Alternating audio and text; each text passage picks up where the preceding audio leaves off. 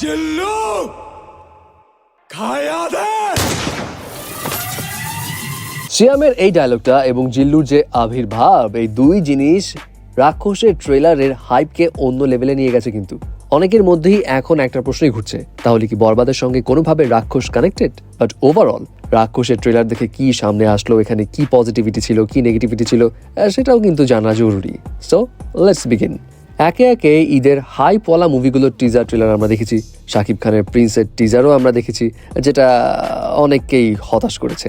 এবং এরপর রাক্ষসের ট্রেলার বা টিজার কি নিয়ে আসে সেটা নিয়ে অনেকের একটা আগ্রহ ছিল, কারণ আফটার অল অ্যাকশন মুভি প্রিন্সের পর রাক্ষসী ছিল। এবং কাল রাতে রাক্ষসের ট্রেলার চলে আসার পর ভালো হাইপ ক্রিয়েট করেছে বলতেই হয়। আর মেহেদী হাসান হৃদয় যে অ্যাকশন সিনেমায় ভিজুয়ালাইজেশনের দিক থেকে একটু অন্যরকম কাজ করেন, সেটার প্রমাণ এই ট্রেলারই পাওয়া গেছে। ট্রেলার কাট বেশ ক্রিস্পি ছিল, তবে এখানে কিছু কিন্তু আছে। এখানে সবকিছু দেখে অনেকেরই মনে হচ্ছে যেন বরবাদ 2 বা বরবাদ লাইট ভার্সন। কেন? কারণ এখানে ফিলটা সেম, থিমটাও সেম, সিয়ামের যে অ্যাকসেন্ট সেটাও শাকিব খানের বরবাদের ক্যারেক্টারের অ্যাকসেন্টের মতো। ইনফ্যাক্ট এখানে জিল্লুও আছে। আর বরবাদে শাকিব খানের যেরকম একটা ভায়োলেন্ট পরিপূর্ণ ক্যারেক্টার ছিল, সেরকম ক্যারেক্টার এখানে সিয়ামও ধারণ করেছে। তো এই যে সেম সেম বা ডিফারেন্ট শেডসে খেলা হচ্ছে, তা দেখে অনেকেই মনে করছে ভাই এটা তো বরবাদ 2 নাম রাখলেই পারতো, জাস্ট শাকিব খান নাই আর কি। তবে এর মাঝে একটা পজিটিভ সাইন আছে। বরবাদের মতো এত বিশাল স্কেলের সিনেমা শাকিব খানের মতো মেগাস্টারকে নিয়ে করার পর তাকে বাদ দিয়ে অন্য কোনো হিরোকে নিয়ে সেই স্কেলের সিনেমা বানাতে গেলে সত্যি সাহস লাগে। আর সেটা সাকসেসফুলি পুল অফ করাও সবার পক্ষে সম্ভব হয় না। বাট মেহেদী হাসান হৃদয় সেই সাহসটা দেখিয়েছেন এবং ট্রেলার দেখে মনে হচ্ছে তিনি বেশ ভালোভাবেই সেটা পুল অফ করতে পারছেন। So that's a plus point.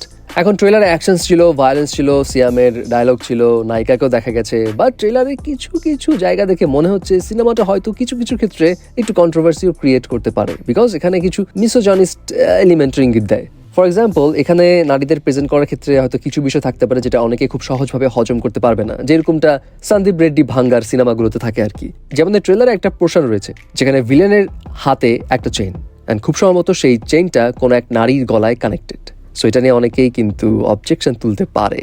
O R villain নিয়ে এখানে ইন্টারেস্টিং ফ্যাক্ট হচ্ছে ভিলেনকে কিন্তু এখানে খুব মিস্ট্রিয়াস ভাবে রাখা হয়েছে। ভিলেনের ভয়েস ওভারটা মেহেদী হাসান হৃদয় খুব সম্ভবত ডাব করেছেন, বাট ভিলেনটা আসলে কে সেটা এখনো জানা যায়নি। তবে এটা বোঝা যাচ্ছে যে ভিলেনটা সিয়াম আহমেদের থেকে বড় মাপের খেলোয়াড় হবে। সো টক্করটা বেশ ইন্টারেস্টিং হবে। আর এখানে heroine Susmita Chatterjee just heroine হিসেবে থাকবে না, তার একটা বড়সড় রোল থাকবে, যেমনটা বরবাদে ইদিকা পলেরি ছিল।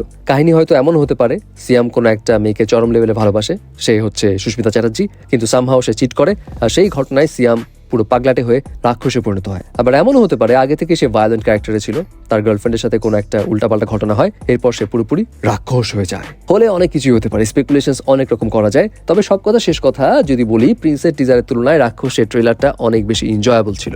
আর এটা নিয়ে অনেকেই বলছে হয়তো এবার প্রিন্সের থেকে রাক্ষস বেশি ভালো সাড়া পাবে অ্যাকশন সিনেমার ক্ষেত্রে। তবে এখানে একটা গুঞ্জনও শোনা যাচ্ছে, সোশ্যাল মিডিয়াতে বলা হচ্ছে প্রিন্সের টিম নাকি এখন ভিএফএক্স এর কাজ আবার নতুন করে করছে, সেটাও রেড চিলিজ এন্টারটেনমেন্ট দিয়ে। ওয়েল, বিষয়টা বিলিভেবল কিনা একটু ডাউট আছে, কারণ সময় হাতে বেশি নেই। এই সময়ের মধ্যে কি করে বসবে সেটাও একটু সন্দেহজনক। যদি বাস তোলার জন্য রেড চিলিসের নামটা খামাখা ইউজ করা হয়, তাহলে বলবো যে আসলে প্রিন্স নিয়ে একটু সংশয় থেকেই যাবে। সো ওভারঅল রাক্ষসের ট্রেলার আপনাদের কাছে কেমন লেগেছে? সিয়ামের পারফরমেন্স আপনাদের কাছে কেমন মনে হয়েছে? আর এই ঈদে আপনি প্রিন্স নাকি রাক্ষস, কোন অ্যাকশন মুভি নিয়ে এক্সাইটেড জানাবেন কিন্তু।